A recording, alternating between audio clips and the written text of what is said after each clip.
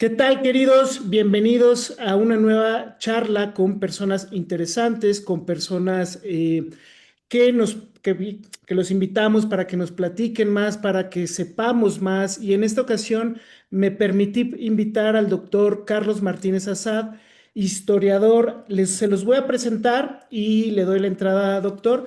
Primero, presentarles al doctor Carlos Martínez Azad. Él escribe en la revista Proceso temas de Medio Oriente, especializados en Medio Oriente, es sociólogo, historiador, tiene muchísimos libros escritos. Yo en especial, en esta ocasión vamos a platicar de libaneses.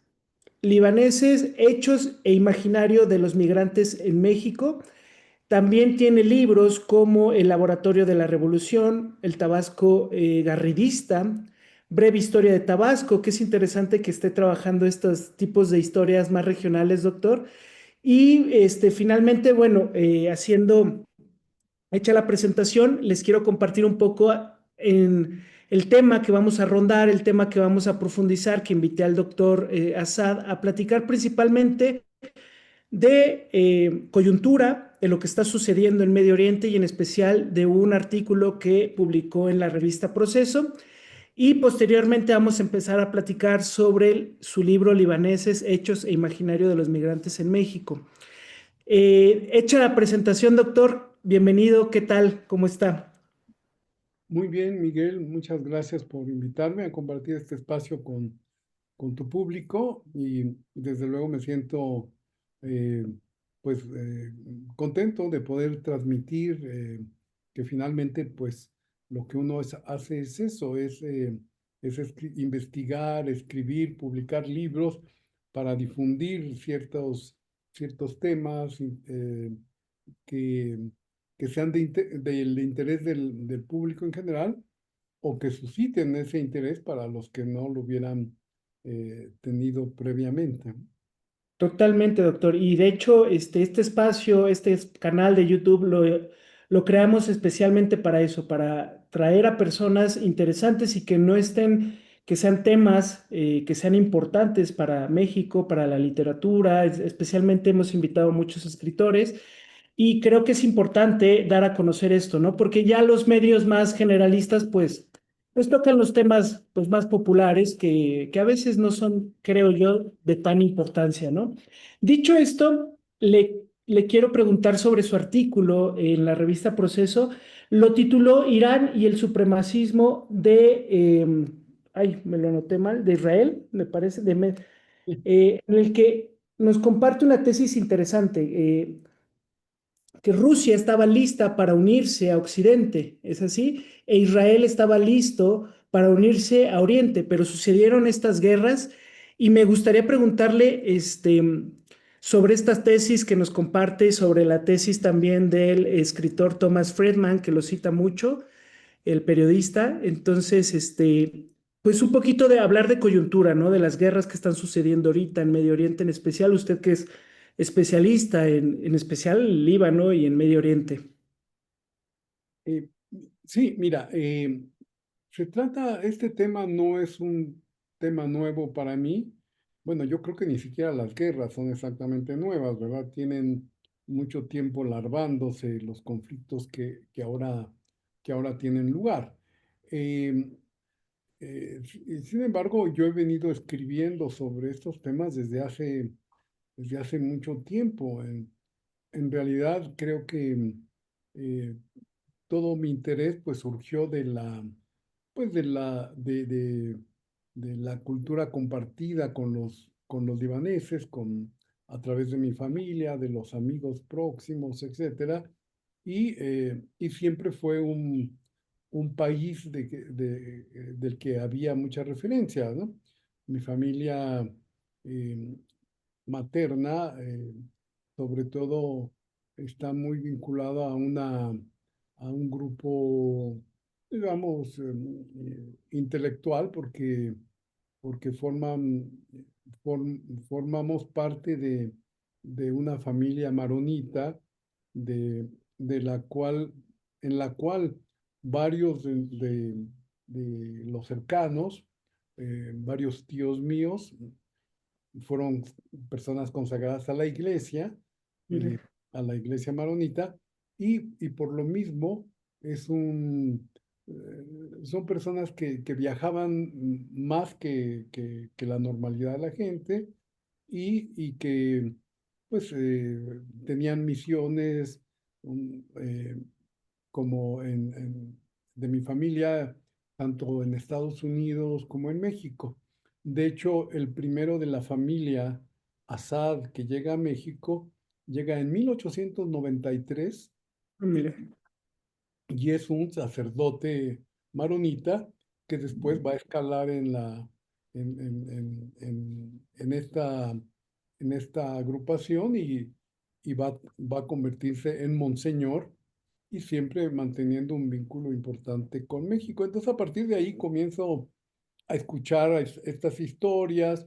Algunos tíos nos visitan desde Líbano o de Estados Unidos y, eh, y así es como me voy acercando a esto, de tal forma que, perdón, que No, crecí escuchando todas estas historias de las que continuamos hablando hasta nuestros días. En aquellas épocas, pues se hablaba fundamentalmente de la crisis económica y política tan fuerte que había obligado a tantos libaneses a salir de, de sus tierras, ¿no?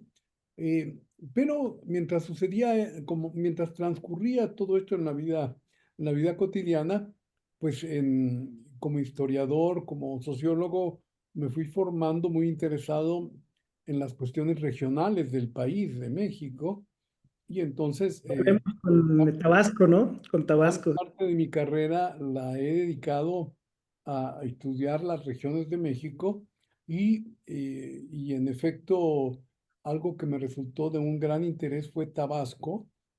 Conocí Tabasco ya como adulto, pero me pareció muy fascinante la historia de Tomás Garrido Canaval, que que resultó un líder muy controvertido para la historia y un personaje singular porque fíjate, contrariamente a lo al origen del que te estoy hablando, pues Garrido fue como lo calificaron muchos comecuras y un personaje que consideraba que la modernidad no podía estar emparejada con la religiosidad. Entonces que había que abandonar la religión para poder ser moderno y hizo un experimento sensacional en el país. Ahora lo tengo muy fresco porque es un libro que aunque tiene 40 años de haberse publicado por primera vez, se sigue publicando y en este Mire, momento está por salir la versión en inglés de ese trabajo que se llama El Laboratorio de la Revolución, el Tabasco Garridista, como lo mencionaste. Pero después fui a San Luis Potosí, estudié al general Saturnino Cedillo, realicé un libro sobre la última rebelión armada que hubo en México, que fue contra el gobierno del general Cárdenas en 1938, y es un libro también notable, de gran interés, y en mis libros, aunque fueran historias regionales, siempre ocupaba un aspecto importante, la parte internacional. Por ejemplo, con Garrido Canaval, las escuelas que crea son escuelas que han sido, han llegado a México por los grupos de migrantes catalanes, sobre todo los anarquistas. Estamos hablando de principios del siglo XX, no tiene que ver con los republicanos que llegan a partir de 1936. Y lo mismo lo mismo en relación con Saturnino Cedillo. A Saturnino pues lo vinculan mucho con los grupos fascistas e incluso con personajes nazis que vienen desde Alemania ya en la Segunda Guerra Mundial. Entonces, bueno, creo que mi vida académica, que es la importante, ha estado aderezada por muchos matices, un mosaico de varias, de varias realizaciones y, y en efecto lo libanés ocupa un lugar importante, pero en particular pero todo lo que concierne a Medio Oriente.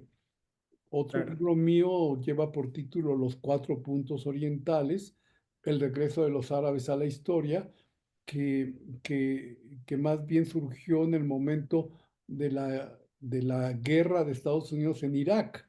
Y a partir de ahí también hice muchos avances con todo este mosaico de problemas que se estaban dando en la región. Por eso digo que, que las, que las guerras no son nuevas, que Así hablar es. ahora de Israel, de Irán, de Siria, etcétera, es algo que siempre ha estado en el interés, sobre todo de, de aquellos que nos interesamos en no solamente en México, sino en lo que pasa en todo el mundo. Y en efecto, creo que una parte que podríamos fijar como pues como una suerte de ruptura, de cambio, es la invasión de Rusia a, eh, a- se, se me, esca- se me A escapó. Ucrania, ¿no? Estaba pensando en Ucrania, este, pero estaba pensando más en otros hechos que han tenido lugar, pero bueno, sí, se trata principalmente de esto y cuando estaba el auge de la guerra impulsada por los rusos en esa región, donde hay intereses compartidos, digamos, con otras con otros problemas, con otros conflictos, porque siempre la parte territorial ocupa un lugar muy importante. Y bueno, en en el momento en que está en auge la guerra entre Rusia y Ucrania, eh, el- surge este, este hecho insólito del 7 de octubre de 2023, donde grupos de Hamas, eh, de, eh, bueno, venidos de Gaza, pero dije grupos en plural porque fue Hamas, pero también Yihad Islámica y otros grupos opuestos a a Israel como, como agente dominador en la región. Eh, en realidad, en realidad ese evento que provocó la pérdida de muchas vidas humanas, más de 1.200 personas asesinadas en una sola jornada, lo cual le da una brutalidad tremenda. Eh, Sin embargo, pues no era un hecho aislado como muchas veces se pretende hacer en el Claro. análisis. De hecho, Gaza en 1980 fue calificada ya como la cárcel a cielo abierto más grande del mundo. O sea, ya vivían en un encierro los gazatíes y, y esto redundaba en fuertes enfrentamientos de manera constante entre Israel y gazatíes. En fin, no voy a contarte toda la historia porque Sí, siento nos llevamos. es No quería demasiado. interrumpir, profes, perdón, doctor, para que dicho un poquito, dadas las coordenadas de la conversación, yo quería que nos platicara más sobre su libro para que no nos alarguemos demasiado tampoco. Y yo le quería hacer algún par de comentarios porque en su libro vemos todo este pasaje de los libaneses salidos desde Líbano, exacto, libaneses, yo lo tengo en electrónico, ahorita enseño la portada, hice algunas anotaciones y principalmente vemos en este estudio el recorrido de los migrantes libaneses salidos de Líbano hasta México, que es impresionante, ¿no? Es una distancia grandísima que es ya de importancia, ¿no? De por qué llegan hasta acá, ¿no? Y en ese sentido, quiero enlazarlo un poco con lo que nos estaba diciendo antes, con la historia de México. Yo me adapté aquí dos cosas y un tema de actualidad. Migración y Vasconcelos, porque yo recientemente acabo de leer a el Ulises Criollo y usted cita, de hecho, a Vasconcelos en una parte del libro que se refiere a los libaneses. Y me parece curioso porque Vasconcelos y en el Ulises Criollo contextualiza todo este periodo del que estamos hablando, inicios del siglo XX y toda la revolución y hasta su formación de la Secretaría de Educación, cuando fue secretario de Educación. Y la otra, la migración, porque quiero hacer un comentario más de actualidad, porque vemos en todo su estudio, por lo menos yo vi que los libaneses se adaptan como cultura, como migrantes a una nación diferente, ¿no? Y en la actualidad estamos viendo problemas, sobre todo en Europa, entre musulmanes y la cultura occidental que no logran, o esa es una de las críticas o de los comentarios, que estos musulmanes no logran adaptarse a las culturas a las que llegan, ¿no? Y en ese sentido, bueno, le quiero dar paso para que nos platique cómo es en principio, este recorrido de la salida de los libaneses hasta México, que nos platique también cómo se conforma, que es una corriente cristiana de San Marón. Y en segundo lugar, los drusos, ¿no? Que son dos civilizaciones o dos grupos de personas que conviven en el Líbano, ¿no? Entonces, en principio, pues yo siempre tiro muchos comentarios para darles a ustedes material para que nos empiecen a contar un poquito, o le doy espacio, doctor, este recorrido de cómo llegan hasta México y ya una vez aquí, y en ese sentido, por eso cité a Vasconcelos, todo ese contexto histórico se encuentran estos migrantes libaneses y para que el público se le quede un saborcito y se quede toda la conversación, aquí vemos a las familias que ahora son familias, si no la más rica de México, una de las más ricas de México, ¿no? Los Slim, los Curi, los Nasif, todas estas familias se conforman desde esta época, ¿no? Le doy paso, doctor. Sé que digo, a veces hablo mucho, pero es para darles material. Muy bien. Bueno, sí, has planteado muchas cosas al mismo tiempo. Una disculpa. La llegada. eh, los libaneses se enfrentan a un problema muy serio con la decadencia del Imperio Otomano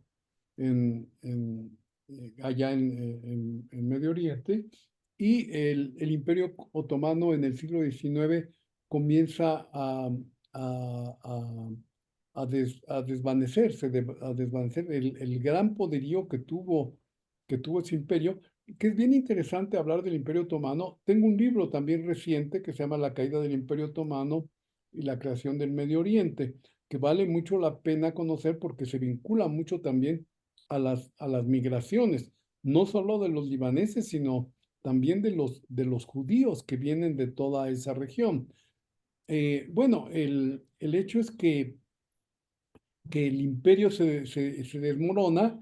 Evidentemente las crisis conllevan a muchos problemas sociales, y entre estas situaciones se provocan conflictos internos en 1860 en particular, un enfrentamiento precisamente entre cristianos maronitas y drusos, y todo esto se viene relatando de manera amplia en el libro, y comienzan a abandonar sus pueblos, muchos libaneses de la montaña, porque en ese momento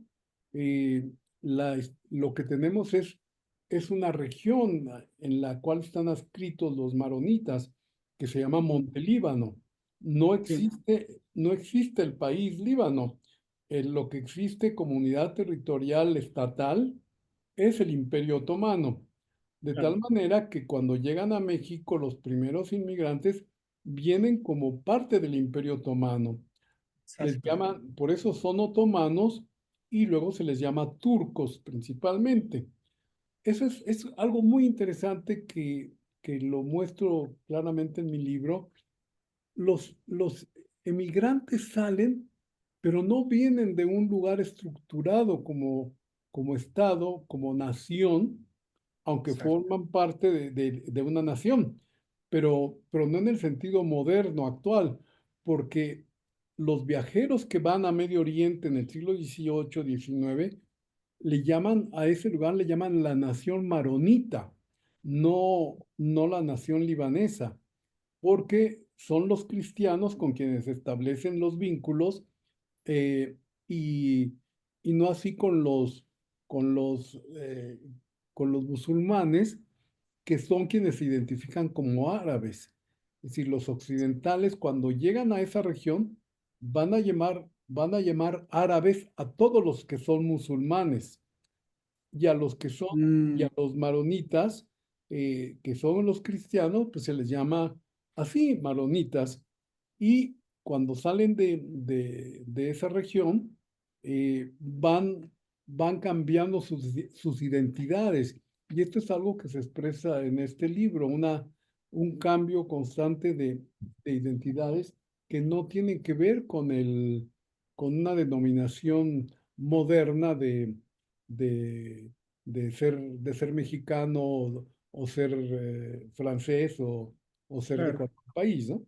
Bueno, y algo que mencionaste que da pauta también para la siguiente idea, la adaptación va a ser posible por ser cristianos, justamente. El hecho de que compartan la religiosidad cristiana con los mexicanos va a permitir de una manera, digamos, rápida los matrimonios mixtos. No se puede entender claramente el casamiento de alguien que viene de otro país con un nacional de México si no comulgan o forman parte de esa misma religiosidad, aparte de otros intereses que puedan compartirse, porque justamente lo que demuestra en el libro es que toda esta llegada y todo este proceso de integración tiene que ver también con el desarrollo económico que está teniendo lugar en México. Y de esa manera es que en ese proceso muchos de los inmigrantes que llegan muy pobres, que con una cultura campesina principalmente, eh, porque son los productores de seda, eran Sí. los agricultores de la seda en Medio Oriente principalmente, y además sí de algunos productos agrícolas. Pero en ese desarrollo que está ocurriendo en el país, pues también se van mezclando los intereses y y van beneficiándose de las condiciones que encuentran y por esa razón los comercios Sí. que comienzan como cajoneros, llevando las corbatas, los calcetines en una cesta por el mercado, allá establecerse definitivamente en en un lugar específico. E incluso, fíjate, es muy curioso que se les quedó el nombre de cajoneros, Ah, como, mire. como comienzan con un cajón que van vendiendo por los mercados, cuando ya se establecen, es el cajón del, del señor Bujaidar, del señor Nasser, en fin, con cualquiera de estos apellidos que tienen lugar. Pero en ese mismo proceso, después del comercio, pues viene ya el participar en alguna manufactura, después en alguna industria, hasta convertirse en muchos de los grandes industriales del país. Bueno, Y en ese sentido, mientras todo... perdón, doctor, Ajá, perdón que lo interrumpa porque le quiero preguntar algo ahí antes para que después pasemos a justamente cómo influyen en la industria y en el comercio y en los negocios en México ya en el siglo XX, pero antes que pasemos ahí, me gustaría hacerle dos preguntas, ¿no? Esta conformación de una nación libanesa, porque vemos todavía en la actualidad este orgullo de ser libanés también, ¿no? ¿Cómo se conforma con esta si no existía en ese tiempo el Líbano como tal, porque vemos incluso problemas de pasaportes, problemas de cómo nombrarlos, porque eran después protectorado francés, todas estas problemáticas de nacionalidad, de conformación de una identidad nacional. Creo que es interesante platicarlo. En segundo lugar, también me gustaría preguntarles sobre esta como mandato divino, ¿no? Porque vemos que el Líbano tiene como si fuese un pueblo elegido, ¿no? Por el tema de su relación con el árbol del cedro, ¿no? Que tiene este árbol en su bandera, el cedro, la bandera del Líbano. Me da la sensación, sin ser experto, que tiene algo de un mandato de pueblo divino, de pueblo de Dios. Y en tercer lugar, que nos pudiera contextualizar un poco el rito maronista, si es Maronita. correcto el concepto. No sé si podemos contextualizar para después pasar ya a cómo influyen la migración libanesa en nuestro país.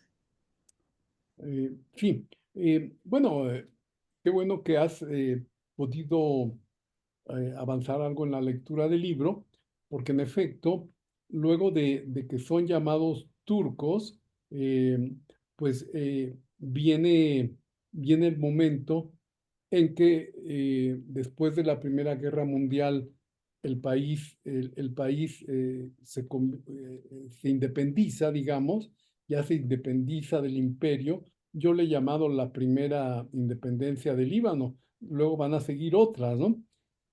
Entonces, es la primera independencia, pero entonces entran los franceses, porque de acuerdo con los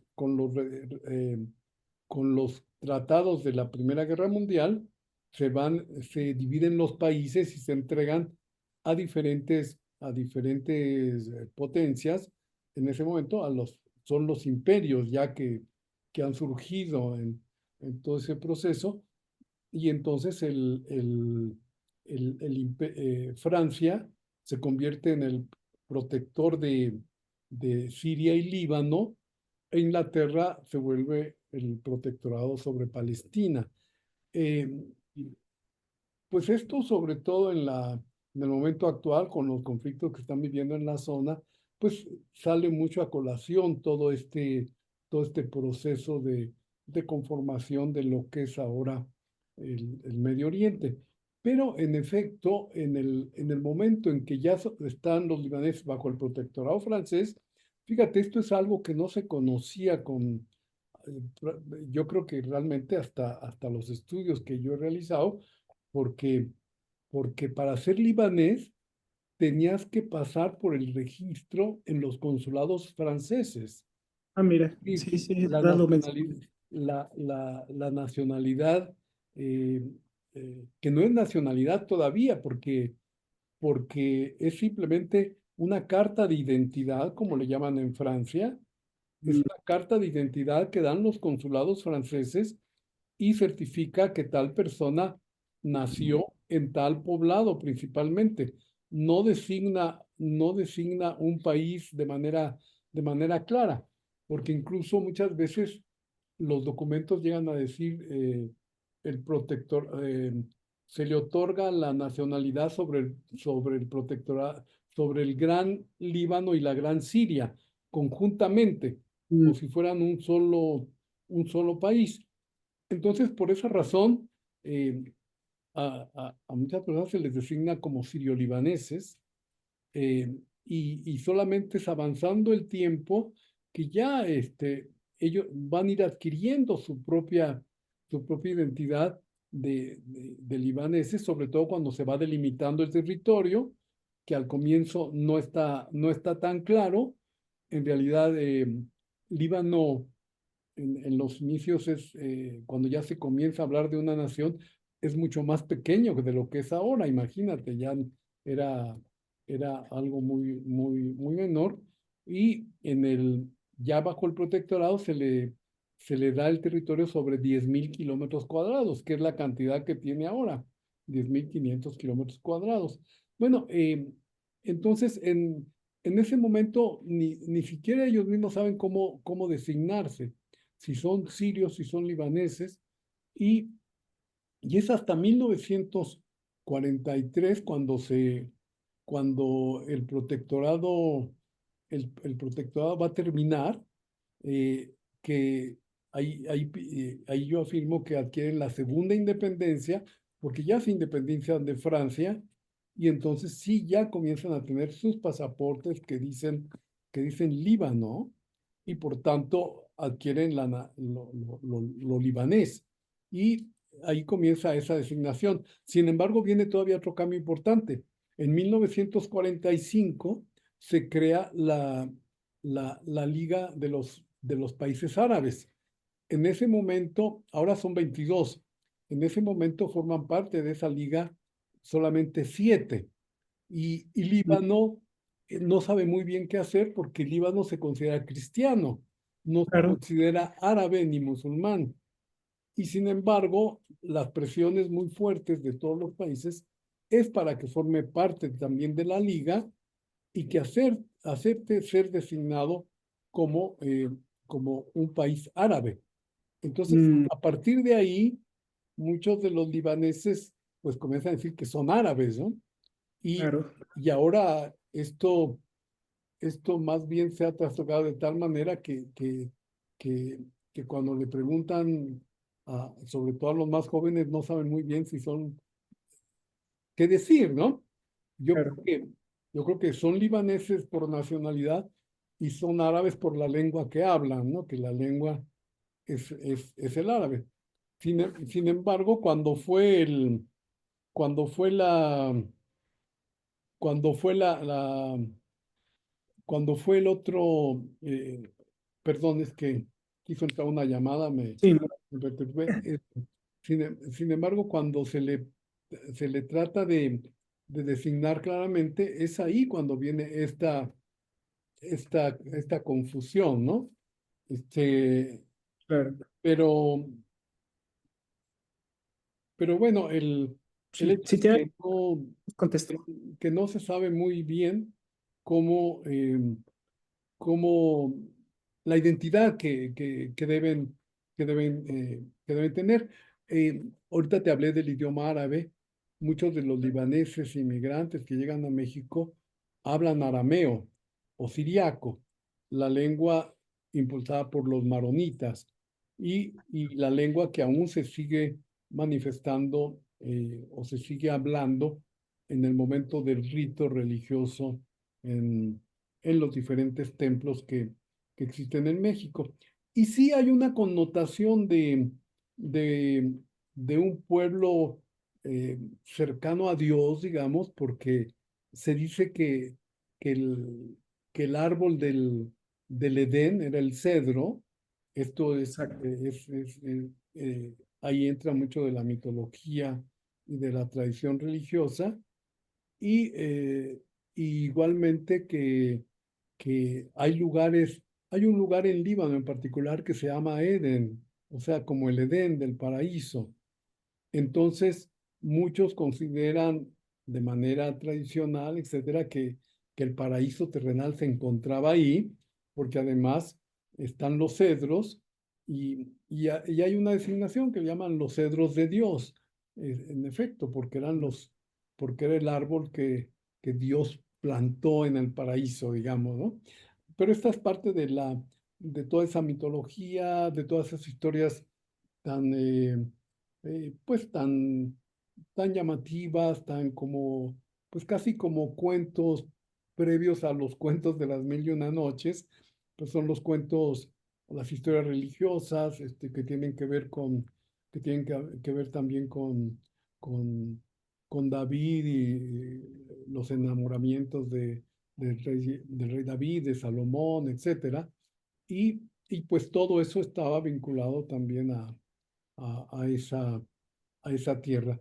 Pero, eh, pero bueno, mucho de toda esta tradición religiosa, pues sí se ha aceptado, pero creo que es importante eh, deslindar la historia de la propia tradición. Pero lo importante para lo que te estaba diciendo es cómo, de acuerdo con mi libro Sí, también, se van viendo las diferentes identidades como van reconociéndose los que ahora llamamos claramente los libaneses en México. Así es que esa, pues creo que sí es una historia singular, una historia de enorme interés y sobre todo entender cabalmente cómo fue que un pueblo como ese pudo incursionar tan rápidamente en la economía importante del país, no en la de los primeros tiempos, en la economía importante, en la política, los, los, los diputados y senadores de origen libanés están en México desde los años 20 del siglo pasado, del siglo XX, ya hay en el legislativo personas de ese origen, grandes empresarios, eh, fuertes realizaciones muy visibles. Neguín Simón va a ser el que se le va a ocurrir hacer la Plaza de Toros México, que fue una empresa absolutamente Claro. demencial para el momento, ¿no? La Plaza de Toros más grande del mundo en un país como México, bueno, era algo completamente inusual y por lo Claro. oportunoso, ¿no? Y aquí ya, digamos que entramos al hueso del libro y que es realmente creo lo importante de lo que yo puedo rescatar mayormente del estudio, es que está, chicos, que el público que nos está viendo, que está muy documentado, eso no se lo he mencionado, doctor. Es un libro súper documentado, van a ver muchísimas citas, porque realmente es un gran estudio histórico de cómo, y aquí yo creo que es lo importante, cómo le hacen estos libaneses para volverse grandes empresarios. Ya vimos que nos mencionó que se vuelven, sobre todo en la industria textil, ¿no? En el norte, en Tabasco también. Pronto la familia Slim tiene esta influencia, Julián Slim, que me parece es el abuelo y el primer migrante y el abuelo de Carlos Slim, ahorita el hombre más rico de México y casi el más rico del planeta. Dov Morillo también lo menciona. Me gustaría que empezáramos que nos platicara cómo estos grupos de libaneses comienzan a formar estas grandes empresas, ¿no? Y cómo influyen. En principio, también es interesante cómo se adaptan a nuestra sociedad, que ya lo mencionamos por la religión cristiana, pero a la hora práctica también estaría padre que nos platicara cómo es que se empiezan a relacionar con la sociedad, cómo empiezan a hacer negocios y cómo empiezan esta relación con los mexicanos y con la sociedad, la política, la economía en México, porque son un grupo que ha influido en mayor medida y positivamente al país, ¿no? Tanto en la economía, tanto en la cultura, existe todavía el centro libanés, existen estos clubes donde se reúnen los libaneses y se sienten mexicanos y al mismo tiempo se sienten libaneses, ¿no? Es muy interesante esta situación porque, como lo mencioné en la coyuntura actual, el choque civilizatorio que llamaba Samuel Huntington lo estamos viendo claramente, ¿no? En ciertas partes de Europa y no necesariamente con los libaneses en México, ¿no? Es muy interesante todo esto, doctor. Sí. Bueno,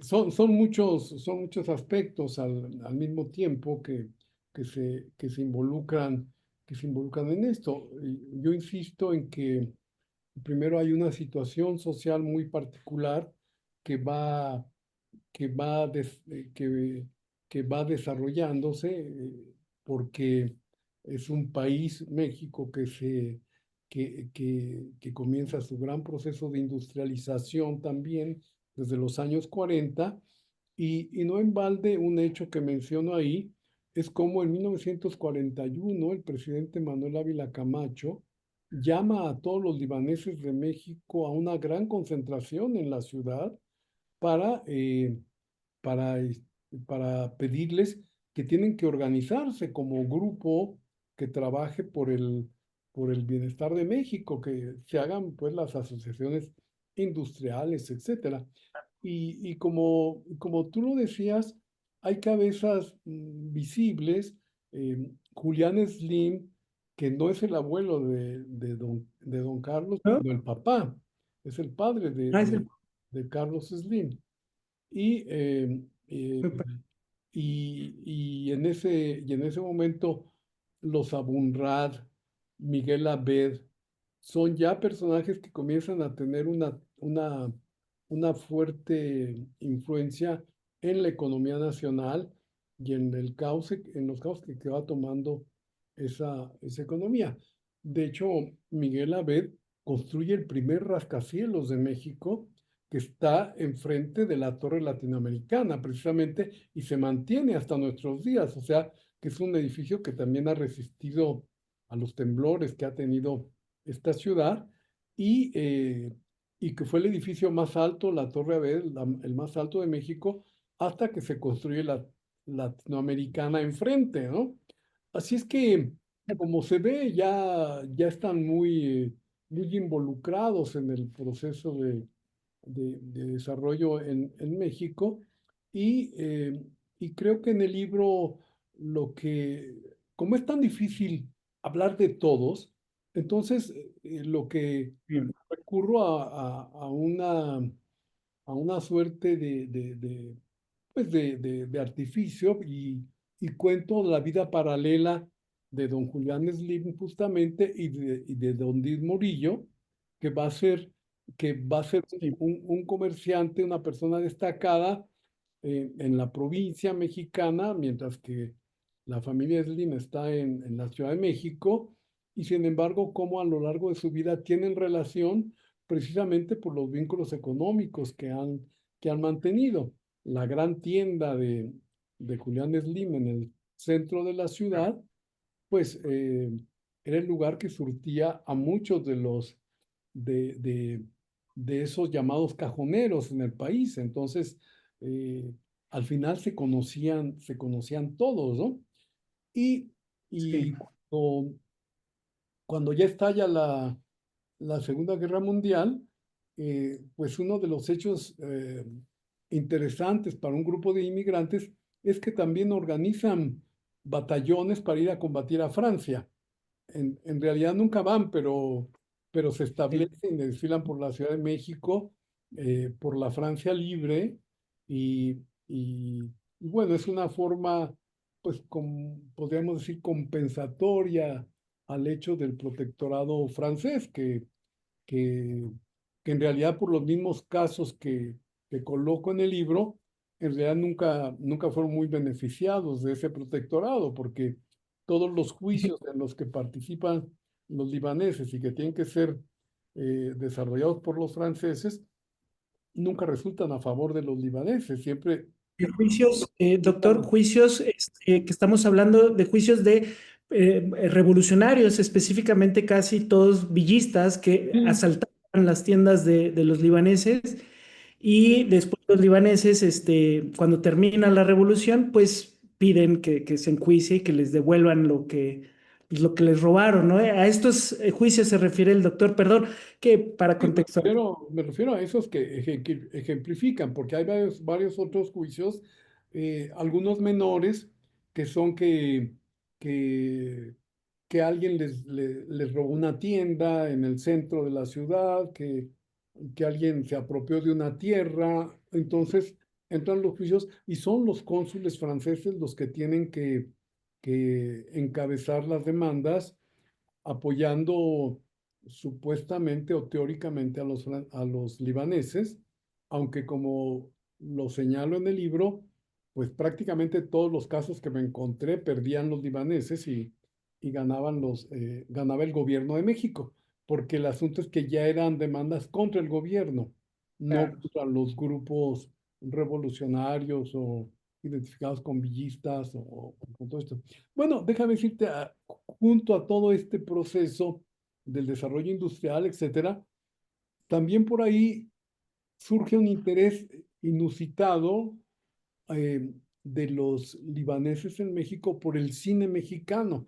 Y entonces Es Oliva. comienzan a ingresar de manera fuerte económicamente, Miguel Zajarías va a ser un gran empresario del cine y mucho de lo que es, a veces no se sabe muy bien por qué le dicen la época de oro del cine mexicano, pero le dicen la época de oro porque entró mucho dinero a través del cine. Y los libaneses se Claro. dieron cuenta, y entonces había libaneses productores de cine, había varios artistas que decidieron incursionar como artistas, varios distribuidores de cine, los distribuidores más fuertes en el país, en Yucatán, en Chiapas, en Oaxaca, en Monterrey, en Michoacán, eran libaneses que vieron la beta, que era el cine mexicano en los años 40 principalmente, que es cuando hay todo este despegue de desarrollo económico, y, eh, y va a convertirse en un referente importante en el cine mexicano la presencia de los libaneses. De hecho, Miguel Zajarías firma el, el, el Peñón de las Ánimas con Jorge Negrete y María Félix y lo convierte en un taquillazo que, bueno, Otra cosa. tiene durante mucho tiempo y, y desde ahí Miguel Zajarías hace venir a las actrices destacadas de España, de Argentina, etcétera, y se convierte también en un gran negocio y, y bueno, yo les reclamo en el libro, les reclamo que nunca hayan hecho películas sobre sus propias vidas, sobre la vida de los libaneses en México, ¿no? Al único que se le ocurrió fue a Joaquín Pardavé, que era de Pénjamo, y realizó una película donde supuestamente era la vida de un inmigrante, pero Mm. en realidad no hubo interés en eso. Pero mientras seguía avanzando eh, la, la, la, la comunidad en varios de los aspectos más novedosos, etcétera, que los van convirtiendo pues en digo, gran parte o una parte importante de la economía de este país está vinculada con los libaneses. Eh, Déjame decirte por otra parte, como sucedió de cierta forma con los judíos. Los judíos también llegan más o menos de la misma manera en los mismos años y van incursionando también en estos negocios, en el comercio, en la industria, etcétera. De hecho, no sé si te fijaste que muchos de los juicios de los que yo hablo en el libro, en muchos juicios los afectados son judíos y libaneses y las comisiones que establece el gobierno son mixtas entre los judíos y libaneses que pues que además coincide que vienen de la misma región, porque los judíos de esos años, de los años 10 20 del siglo pasado, pues vienen fundamentalmente de Damasco y de Alepo, ¿no? Ujú. Después comienzan a llegar también de otros sitios, sobre todo ya en los albores de la Segunda Guerra Mundial y en el transcurso de la Segunda Guerra Mundial, pues son muchos judíos ya de la Europa, de Europa Central, de Europa del Este, que llegan a México. Pero es muy interesante cómo muchos de estos negocios van a ser compartidos y además es interesante cómo casi todos coinciden en el mismo territorio, porque todos los que llegan a la Ciudad de México llegan a la Merced. Es en la Sí, Merced exacto. donde están agrupados todos esos grupos, junto con los armenios, que también llegan muchos en esa época y que también vienen de las ruinas del Imperio Otomano. Y bueno, ahí de nueva cuenta surge la idea de esta plurirreligiosidad a la que también aludías al comienzo, donde entre los mismos libaneses, después de los maronitas, le seguían en número de religiosidad los ortodoxos, los griegos ortodoxos, después los melquitas, los drusos, y todos esos representando una religiosidad diferente, pero la mayoritaria fue la maronita siempre, ¿no? Y en ese sentido, me gustó que lo hilara con la influencia en la cultura, porque ya casi al final del libro vemos desde la migración, cómo llegan, cómo se establecen, vemos cómo se empiezan a instalar sus negocios y finalmente creo que es cuando, ya casi al final del libro, cuando hablamos de la influencia cultural de la comunidad libanesa. Y bueno, ya mencionó los judíos también. Es curioso porque allí personalmente es cuando yo veo no se me viene ahorita la palabra a la boca, pero es esa mixtura, ese acoplamiento final entre una cultura y otra, ¿no? Una mezcla y que vemos un pueblo que influye y quiere aportar no solamente en lo económico y para vivir bien, sino hacia la cultura, ¿no? Y en ese sentido, usted menciona mucho a Gibran o Gibran, no sé cómo se pronuncia este poeta libanés, que influye mucho en la literatura también mexicana, ¿no? Ali Chumacer, usted lo menciona, que lo tenía mucho en consideración. Vasconcelos lo menciona también a Gibran. Entonces, digo, por mencionar a uno, ya mencionó al productor, que no me sé los apellidos, disculparán, pero cómo influye esta comunidad en la cultura y actualmente, qué sé yo, también por traerlo un poco a la coyuntura, vemos estas marchas contra la gentrificación, contra el extranjero, y que a veces tengo la sensación de que no nos damos cuenta la influencia que tienen esas migraciones en nuestra vida diaria, ¿no? En nuestra cultura, en cómo, en lo que leemos, en lo que vemos, ¿no? Mencionó las películas, mencionó la televisión. Y es un poco, me da la sensación, y yo se lo transmito y me corregirá si estoy equivocado, es una falta de conocimiento por parte de nosotros de cómo han influido estas migraciones en favor nuestro, ¿no? Me surgen esos comentarios y bueno, se los traslado.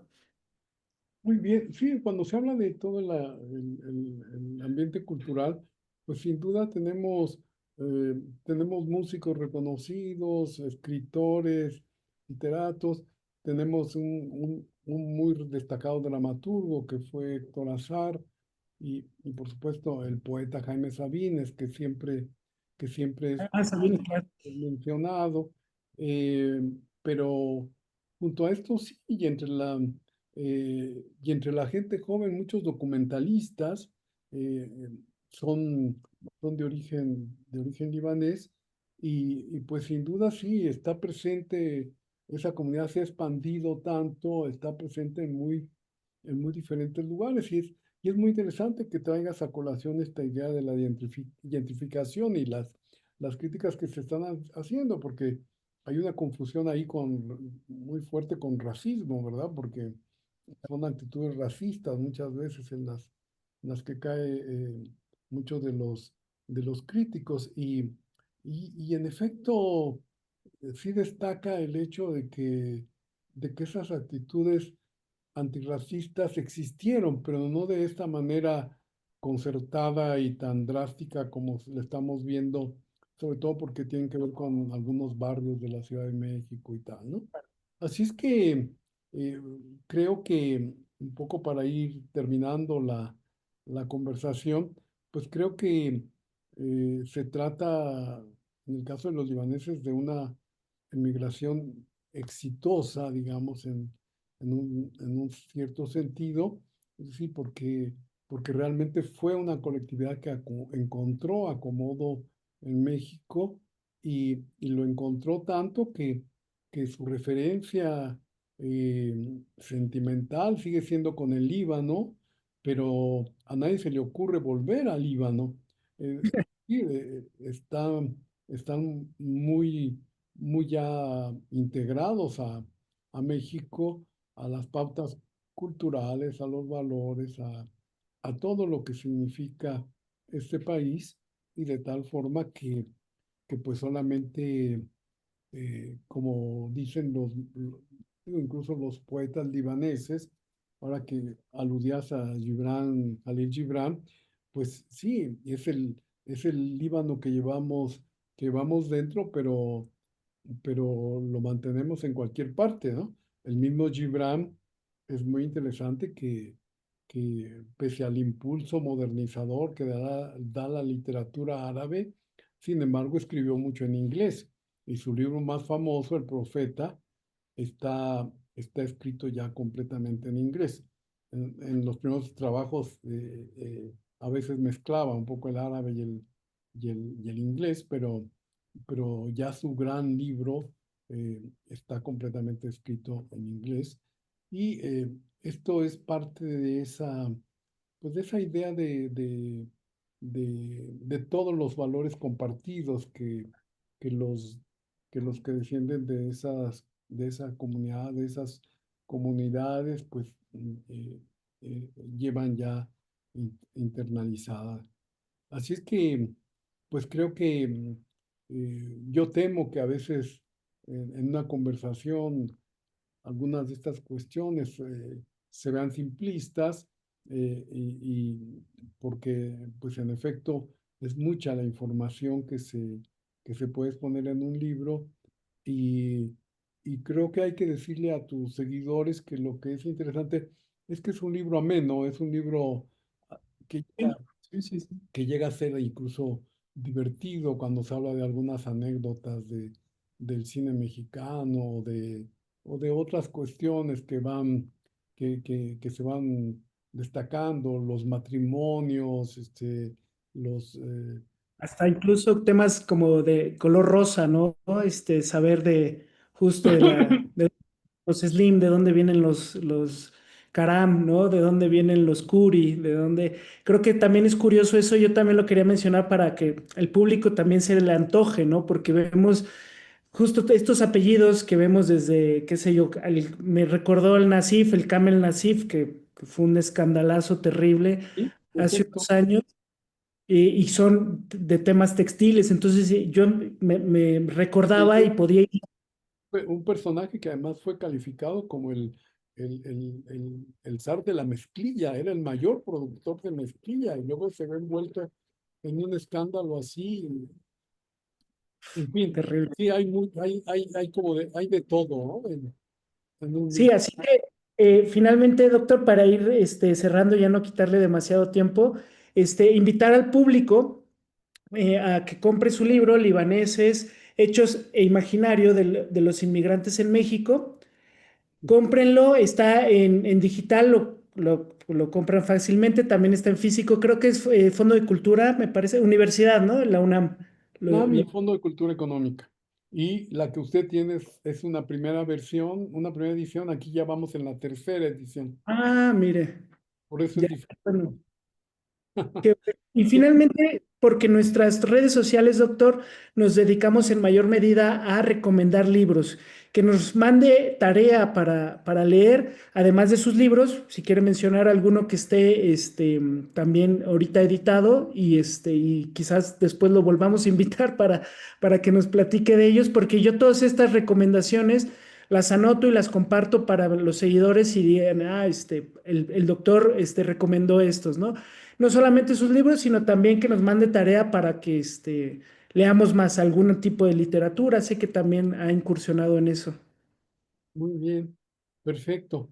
Con todo gusto le envío, ¿se los envío o se los digo? No, no, que nos lo mencione para que nuestro auditorio vaya y busque la bibliografía. A eso, En este momento le mencioné, muy relacionado con este título, está el de La caída del Imperio Otomano y la mm, creación del Medio Oriente, que está editado por editorial Bonilla Artigas. eh, Se encuentra ya en librerías. Afortunadamente también vamos como en tercera edición y está por salir también una reimpresión de un libro muy bonito que se llama Libaneses en el cine mexicano, o sea, nada más mire, dedicado a lo que sucedió en el cine. Eh, Así es que eso, pues ya lo mencionamos, mis, eh, mis historias de historia regional, pues creo que vale la pena. El de El Laboratorio de la Revolución, que también está editado constantemente por el Fondo de Cultura Económica. Igualmente Los Rebeldes Vencidos, Cedillo contra el Estado Cardenista. Y, y mis novelas, tengo dos novelas sobre la migración de los libaneses a México. Uno es En el verano la tierra, en Seis Barral, y otro es La Casa de las Once Puertas, también en Seis Barral. Y ahorita en Bonar Editores acaba de publicarse El cielo prometido y el infierno tan temido, que es Ujú, es lo otra vi. sección en la novela. Y bueno, ya con esto creo que ya les dejé bastante tarea. Mucha Pues, tarea y le agradecemos muchísimo todo el trabajo que nos ofrece, sobre todo de historia, ¿no? Yo toda esta información la voy a poner de todas formas debajo en la cajita de comentarios de descripción, junto con las redes sociales del doctor para que lo sigan y busquen sus libros. Eh, Sin más, doctor, no sé si nos quiere dar un mensaje final, si no, quiero agradecerle mucho a Miguel Chino el, muchas gracias. el que me haya dado la oportunidad de platicar con sus seguidores, y pues desde luego espero que nos veamos la próxima vez y seguimos hablando de todo esto, y de los conflictos también que no terminan, ¿no? Totalmente. Bueno, muchísimas gracias, doctor, y pues nos vemos a la próxima, chicos. Muchas gracias. Adiós. Luego.